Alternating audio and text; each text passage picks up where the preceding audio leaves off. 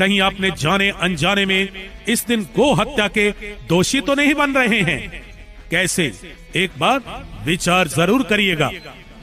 श्राद्ध पक्ष की अमावस्या को हर घर से 16 जगह पर रोटियां निकलती हैं और उन रोटियों पूरियों को हम गाय को खिलाने के लिए बाहर खड़ी हुई गाय को दे आते हैं। मोहल्ले के अंदर गायें कितनी मिलेंगी? 2 या 3, और रोटी देने वाले मिलेंगे 100, 150, 200।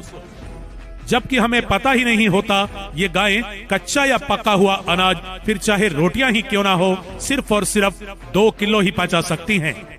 और हम सोचते हैं कि हमने तो सिर्फ 2 या 4 रोटियां ही गाय को दी हैं, लेकिन हमें पता नहीं होता कि हमारे से पहले कितने आए और हमारे बाद कितने आएंगे।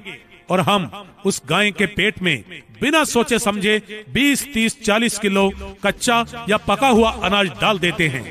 फलस्वरूप 3 घंटे के बाद गाय के पेट में अफारा बनने की शिकायत शुरू हो जाती है और फिर वो गाय तड़प तड़प कर फूड पॉइजनिंग का शिकार होकर मर जाती है। घर में हम गाय रखते नहीं और सारा साल हम गाय को बाहर रोड पर भूखा मरने के लिए छोड़ देते हैं और श्राद्ध की इस अंतिम अमावस्या को खिला खिला कर मार देते हैं। आखिर इस बात का जिम्मेवार कौन होगा? दोस्तों, सिर्फ भिवानी के अंदर ही 2015 में अमावस्या को 30 गायों की बलि हमारे द्वारा ली गई है। 2016 में 25, 2017 में 28, 2018 में 33, 2019 में 25 और 2020 में 30 गायें इसी कारण से बेवजह मारी गई हैं।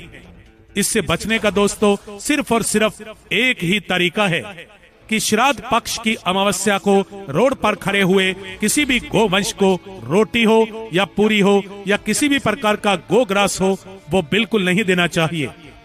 अगर आपको गोग्रास देना ही है तो पास में गौशाला में जाएं, क्योंकि वहां पर गायों की संख्या ज्यादा होती है और गोग्रास उनके हिस्से में बट कर आता है। और सबसे अच्छा तरीका तो ये है, आप उस दिन गाय को उसके पेट के मुताबिक पचने वाला हरा चारा खिलाएं तो ज्यादा बेहतर होगा। इसलिए इस अमावस्या को गोग्रास देना ही है तो गौशाला में जाएं, रोड पर खड़ी हुई गाय को